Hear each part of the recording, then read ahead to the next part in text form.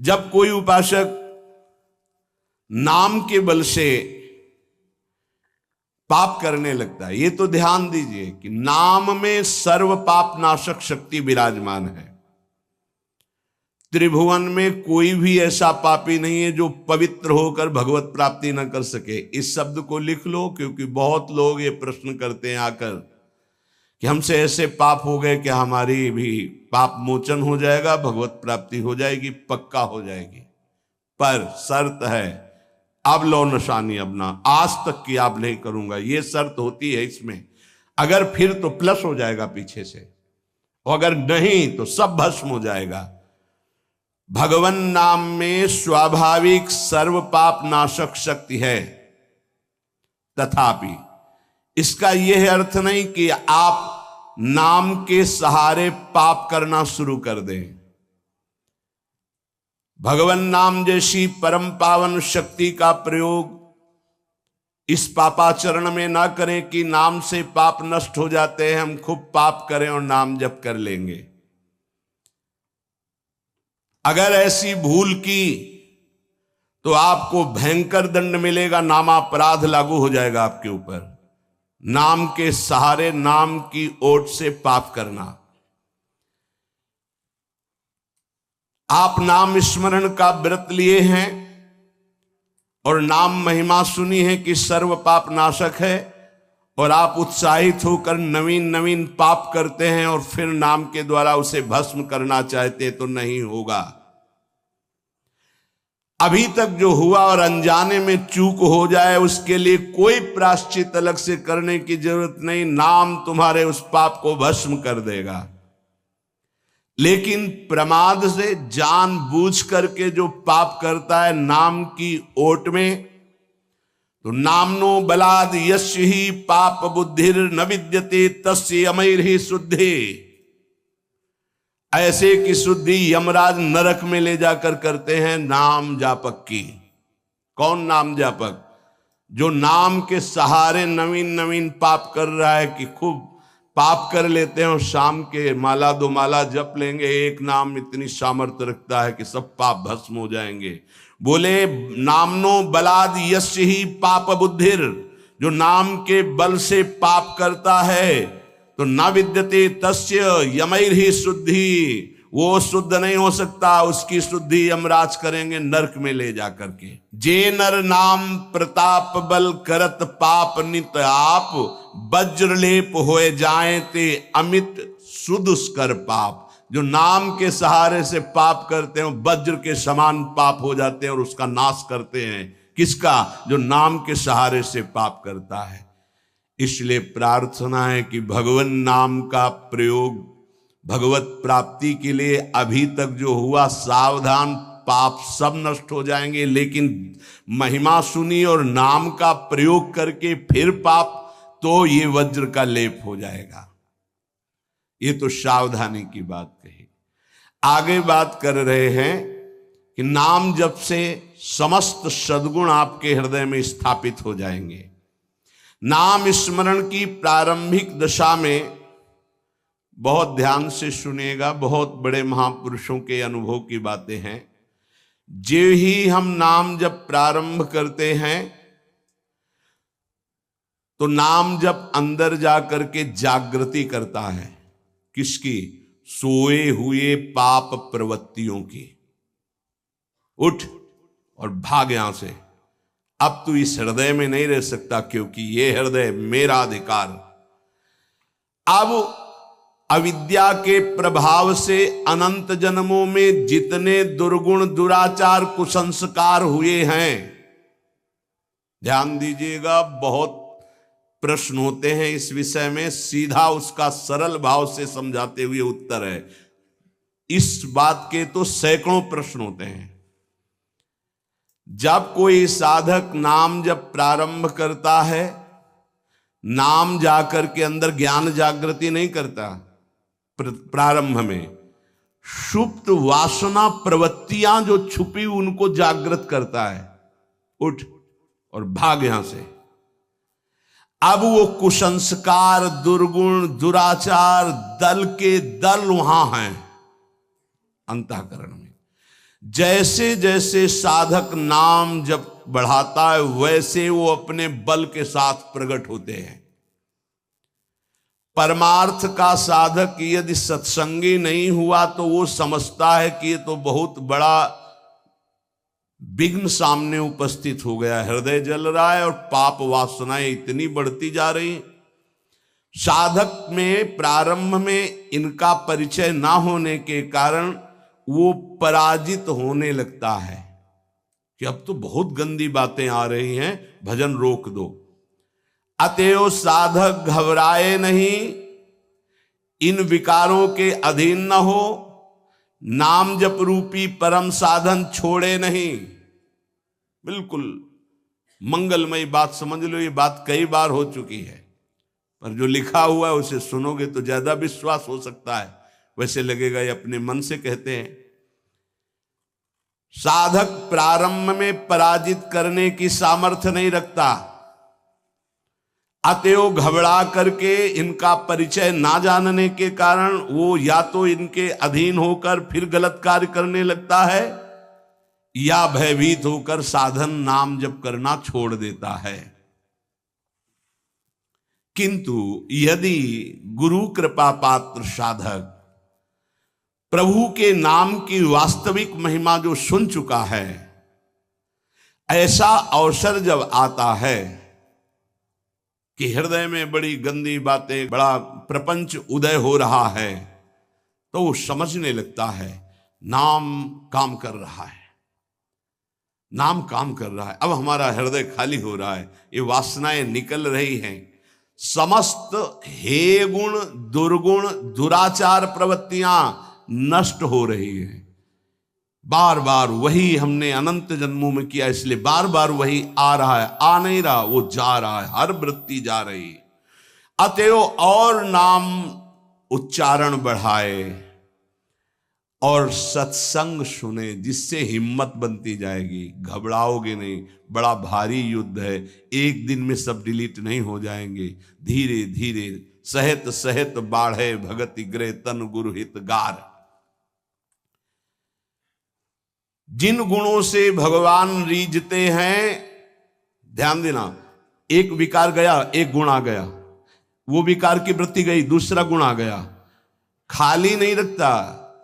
ये बड़े काम की बात है। जैसे जैसे नाम जब चलेगा, दुर्गुण दुराचार दुर्विचार पाप प्रवृत्ति खाली हुई, उतने में सद्गुण सदाचार आके बैठ गया कि अब दोबारा उसको जगह नहीं मिलेगी। और धीरे धीरे वो पूरे के पूरे दुर्गुण दुराचारों को हटा करके साधक में सद्गुण सदाचार स्थापित कर देता है। नाम, पहला प्रभाव नाम का। साधक को ये बात ध्यान रखनी है कि ये दो वृत्तियां आपके अंदर प्रारंभ में होंगी, दोषापनयन और गुणाधान। दोषापनयन, जो दोष वृत्तियां हैं उनको निकलना और उनकी जगह में सद्गुण सदाचार स्थापित करना, ये नाम करेगा। तुम्हें चुप रहना है, राधा राधा राधा राधा राधा राधा। विचलित नहीं होना कि मन बहुत हमारा परेशान करता है, बहुत विकार आ रहे हैं, अब कैसे रहूं। आपने उनकी सत्ता दे दी, अब वो नहीं निकलेंगे। खुशी मनाओ, गंदी बातें निकल रही हैं। पर साधक कैसे खुशी मनावे? वो तो मन में तदात्म है, तो मन में जलन हो रही है और वो निकल रहे हैं, तो वो समझ रहा है आ रहे हैं, और फिर वो उनसे या तो द्वेष कर बैठता है या तो राग। द्वेष कर बैठता, क्यों आ रहे हैं, क्यों ऐसा ऐसा, उनकी सत्ता दृढ़ हो रही। और या फिर उसी आचरणों में लग जाता है, तो रागात्मक या द्वेषात्मक वृत्ति से वो टिक जाते हैं, खाली नहीं हो पाते। इसीलिए लंबा समय निकल जाता है, कोई लाभ उसको समझ में नहीं आता। दोषापनयन और गुणाधान, साधक में ये दो वृत्तियां नाम पैदा करता है। पहला, अंतःकरण के सारे दोषों को भगाना। दूसरा, अंतःकरण में दैवी संपदा के सद्गुण स्थापित करना। तुम्हें नहीं करना, वो नाम कर रहा है, बस तुम चुप रहो। पर यहां चुप रहा नहीं जाता, विचलित हो जाते हैं। जहां असत प्रेरणा हुई तो या तो ऐसी क्रिया कर दी या वो ऐसे दुखी हो गए, हमारे मन में तो ऐसा आता है वैसा। चुप रहो, ऑपरेशन शुरू है तो मवाद निकलेगा, गंदगी निकलेगी। और जो गंदगी निकलेगी तो फिर अच्छे से वो घाव भर जाएगा। जितना दोष निकल रहा है उतना ही सद्गुण आ रहा है। कितना सुंदर बात है। अगर ये न समझ पाए तो परेशानी पड़ जाएगी। बिल्कुल निश्चिंत रहिए। तुम्हारे अंदर काम, क्रोध, लोभ, जो भी दोष दिखाई दे रहे हैं, आ नहीं रहे, जा रहे हैं, जा रहे हैं। और वो जगह खाली नहीं हो रही, वहां दैवी संपदा भर रही, जिससे भगवान प्रसन्न होते हैं। यदि हम नामोच्चारण के साथ साथ नाम का ध्यान शुरू कर दें तो और जल्दी दिव्य सद्गुण आ जाएंगे। ध्यान दीजिए, यदि हम नाम जपने के साथ साथ नाम का ध्यान शुरू कर दें, ना कभी नाम का ध्यान करें, कभी रूप का ध्यान करें। रूप मानो जैसे बिहारी जी, राधा वल्लभ लाल जी, ये साक्षात विराजमान प्रभु है। इनकी रूप माधुरी देखो, चरणों से शिख तक, शिख से चरणों तक, बार बार ऐसे देखो। अगर वहां नहीं लगता तो बार बार नाम लिखो। अगर ऐसा चिंतन करने लगोगे तो इससे तुम्हारी जलन कम हो जाएगी कि जो तुम्हारा पूरा चिंतन कि हमारे मन में क्या आ रहा, क्या आ रहा, उधर से हटो और वो निकलना शुरू हो जाएंगे। अंतःकरण में भागवतिक सद्गुणों की प्रतिष्ठा होने में देर नहीं लगेगी। किसको? जो नाम जपने के साथ नाम का ध्यान करता है या नाम जपने के साथ रूप का ध्यान करता है। हरिवंश महाप्रभु ने दोनों बातें कही। राधा वल्लभ लाल को हृदय ध्यान और मुख नाम, बहुत जोर का है ये बात। दुर्गुणों, दुराचारों की जो प्रवृत्तियां हैं, बहुत सुंदर सुगम उपाय है उनके निकालने का नाम जप। नाम जप से ही निकलते हैं। सद्गुण, सदाचार ये खाली हृदय में आकर बैठने लगते हैं। बहुत बढ़िया प्रक्रिया है, बस समझ लो, कोई प्रश्न नहीं रह जाएगा। एक उपासक ने लिखा, आपने जब से कहा नाम शुरू किया तब से भारी परेशानी हमारे हृदय में है। अब उपास नहीं है तो उसको कैसे बता सकते हैं। अब हमें कोई सहारा नहीं नजर आ रहा है, बहुत जल रहा हूं। बढ़िया है, बहुत बढ़िया काम हो रहा है, मटकी पक रही है, दुर्गुण दुराचार सब भाग रहे हैं, हृदय परिपक्व हो रहा है, इसमें प्रेम रस आने की क्षमता आ रही है। पर सही इसीलिए कहा जाता है, चाहे शिव बिरंच सम होई गुरु बिनु भवनिधि। अब नजदीक हो और उसको ये सत्संग सुने और दृष्टि पड़े, सानिध्य तो समझ में आवे। बिना, इसीलिए कहा भजन न होई संग बिनु। अब उसको कैसे कोई समझावे। अब वो मन उसको भयभीत कर दिया। वो नाम अनंत जन्मों के बाद कृपा हुई थी, फिर वो डगमगा गया। पूर्व जीवन में रात दिन विषयों का ही चिंतन होता रहा है।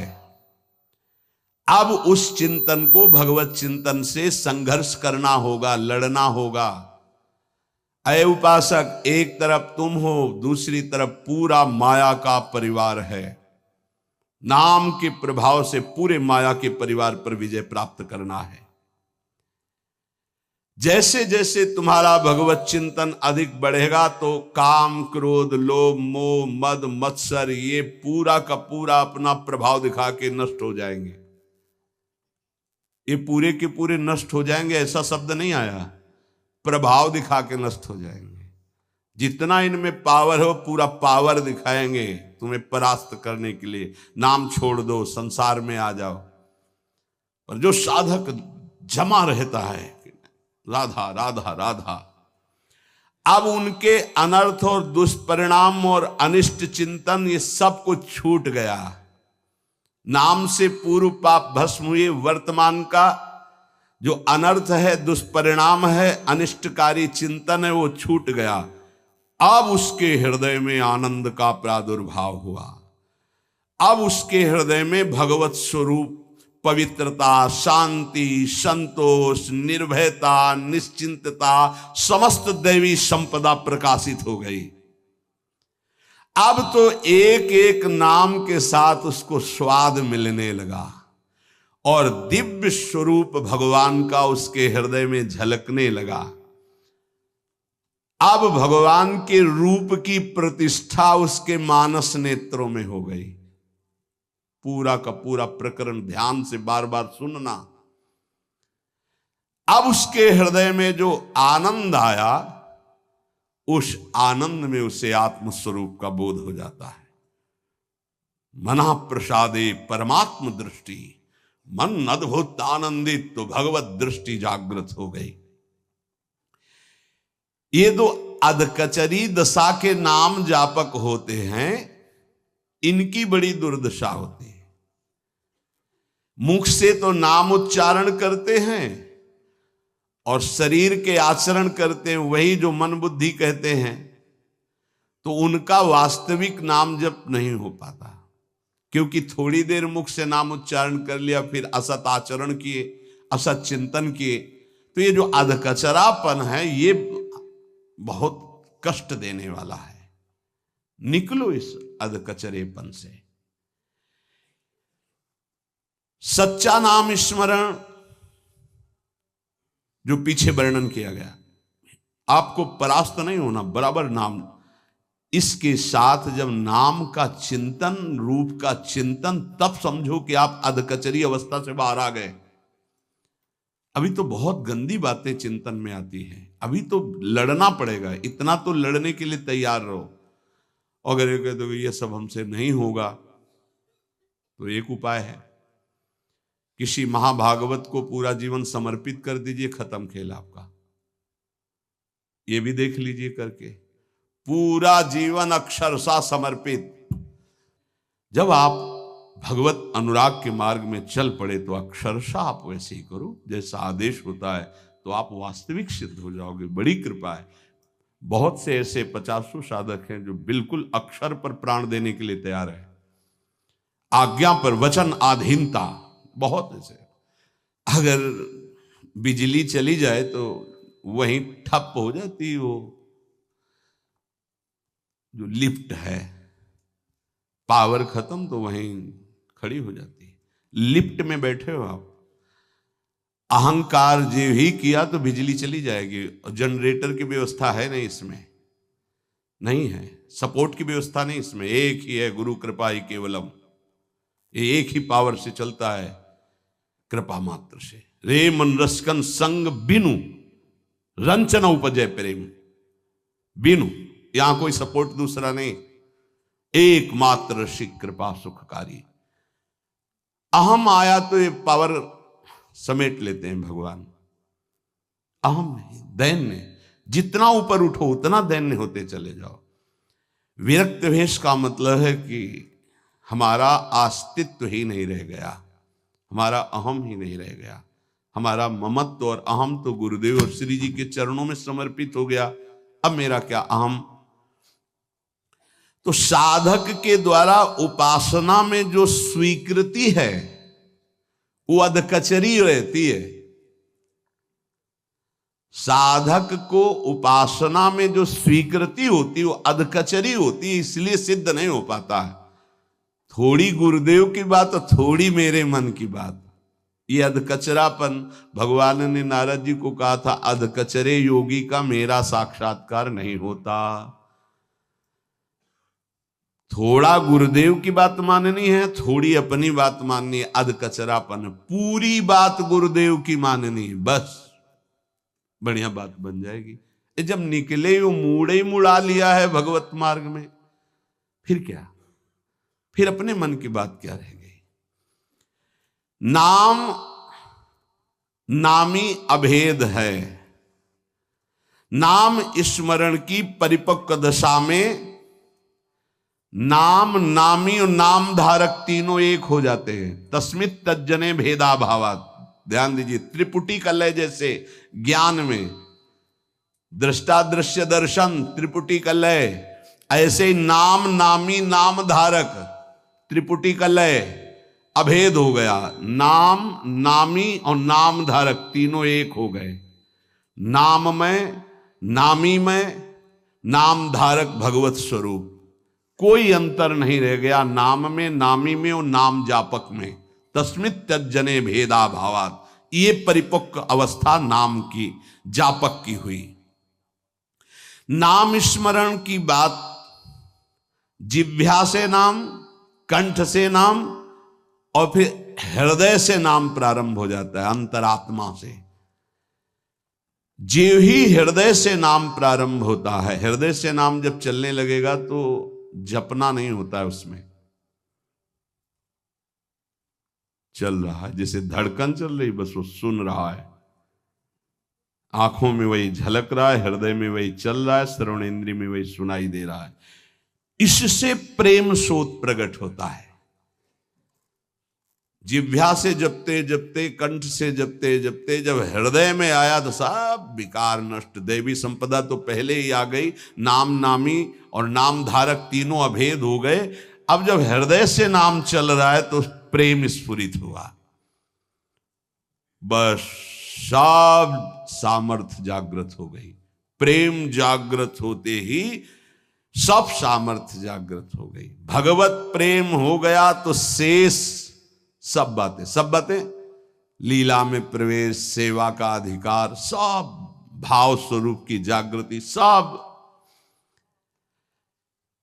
जैसे बछड़ा आ जाए तो गाय रंभाती हुई स्वयं आ जाती है, ऐसे ही जहां उसके हृदय में प्रेम स्फुरित हुआ तो प्रेम लक्षणा भक्ति जागृत होते ही प्रिया प्रीतम उसके हृदय में आ गए। जैसे बछड़ा आ गया ना, गाय आ जाएगी, बछड़ा के पीछे रंभाती गाय, ऐसे ही प्रेम भाव जहां जागृत हुआ प्रिया प्रीतम आ गए। ये न किसी साधना से न योग से ये नहीं होता है, ये नाम से होता है, गुरु प्रदत्त नाम से। न साधयति माम योगो न सांख्यम धर्म उद्धव न स्वाध्यायस्तपस्त्यागो यथा भक्तिर्ममोर्जिता। ये भक्ति जो प्रेम भक्ति जो जागृत हुई नाम से, कह रहे हैं योग साधना ज्ञान विज्ञान धर्मानुष्ठान पाठ तपस्या त्याग तीर्थ स्नान ये स्वाध्याय आदि, इनसे ये प्राप्त नहीं होता। मेरी जो अनन्य प्रेम दिनों दिन बढ़ने वाली प्रेम लक्षणा भक्ति वो मुझे अधीन कर लेती है।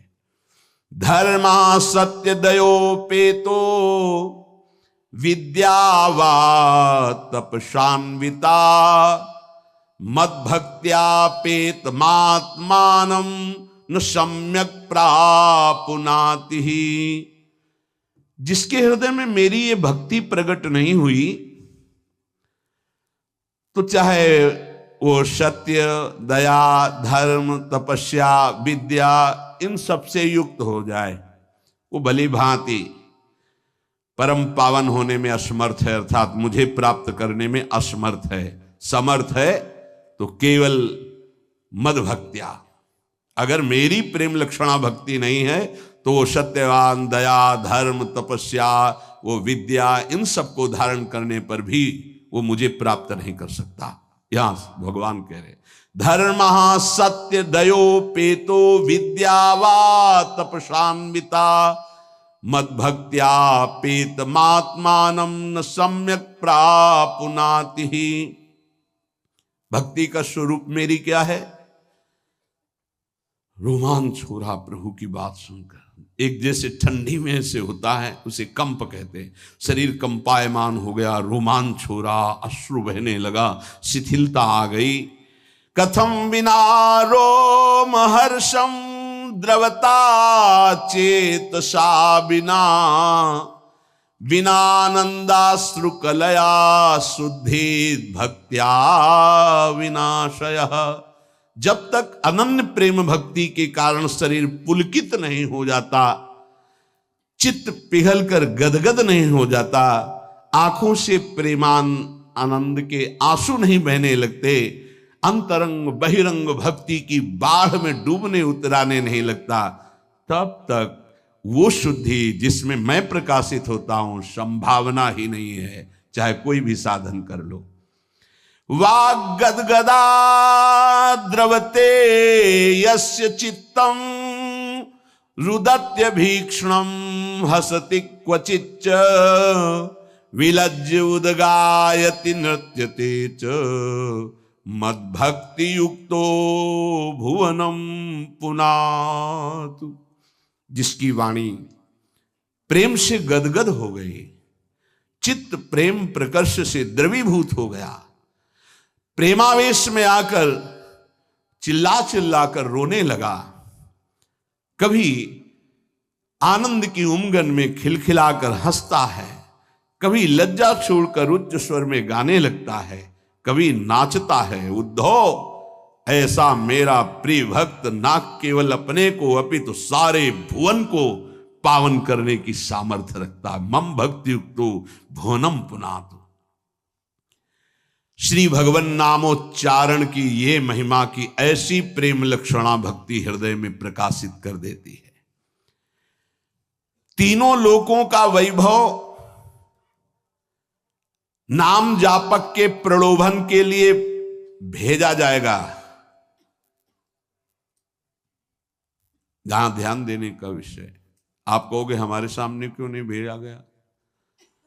जब यहीं का रुपया तुम्हारे लिए इतना महिमा युक्त हो जाता है कि घंटों भजन छोड़ दोगे, यहीं की खान पान की सामग्री, यहीं का पार्थिव रूप तुम्हें लुभायमान कर सकता है, तो अप्सरा भेजने की या और कोई भेजने की जरूरत काहे की है?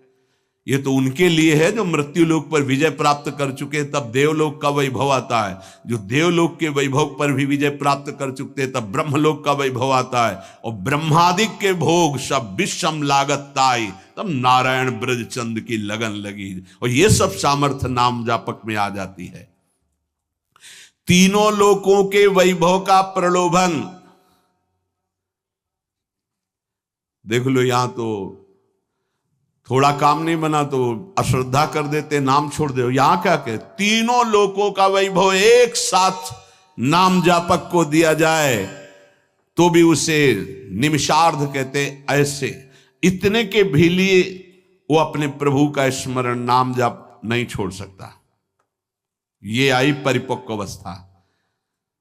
आधा पलक झपकने में जो समय लगता है उतने के लिए भी वो प्रभु को नहीं छोड़ सकता। त्रिभुवन का समस्त प्रलोभन उसको एक साथ दिया जाए तो भी। ये हुई नाम की परिपक्व अवस्था। अब इस स्थिति में उपासक को जो सुख मिलता है, जो पद मिलता है, वो अग्र पूजा का होता है। त्रिभुवन में सबसे ज्यादा परम पूजनीय वही नाम जापक महापुरुष होता है। बिस्तरे सब जग बिमल की रति, साधु संगति नाटरे। आप आश्चर्य मानेंगे, ऐसे नाम धारण करने वालों में तदाकार समाधि लगती है नाम की।